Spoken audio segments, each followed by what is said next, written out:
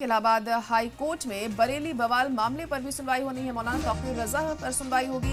तौकीर रजा की जमानत याचिका पर आज सुनवाई होनी है। तौकीर रजा ने हाई कोर्ट में जमानत की अपील की है। 26 सितंबर 2025 को बरेली में जो बवाल हुआ था, तौकीर रजा समेत दीगर के खिलाफ एफआईआर दर्ज की गई थी। फतेहगढ़ सेंट्रल जेल में बंद है तौकीर रजा और आज उन्हें राहत मिलती है या नहीं, ये अहम होगा यहाँ देखना। गुफरान बने हुए हमारे साथ। गुफरान, तो तौकीर रजा की जमानत अर्जी पर भी आज हाईकोर्ट में सुनवाई होनी है, इसको लेकर क्या अपडेट? देखिए, बरेली के जो बवाल हुए थे 26 सितंबर 2025 को, उसी मामले में मौलाना तौकीर रजा को मास्टरमाइंड माना गया था।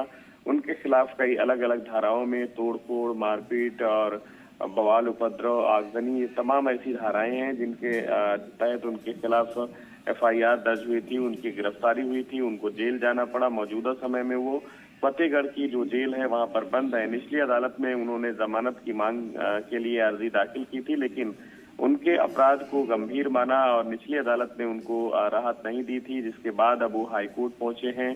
उनकी तरफ से एक याचिका दाखिल की गई है जिसमें ये कहा गया है कि उनको रंजिशन फंसाया गया है, साजिश के तहत फंसाया गया है। उनकी इस पूरे घटनाक्रम में जो बवाल उपद्रव हुआ था उसमें कोई भूमिका नहीं है, वो मौके पर मौजूद नहीं थे, न ही मौके से उनकी गिरफ्तारी है। ये तमाम बातें उनकी तरफ से याचिका में कही गई हैं और इस ये आधार बनाते हुए जमानत की मांग की गई है। दोपहर करीब 12 बजे के आसपास उनकी याचिका पर सुनवाई की उम्मीद है।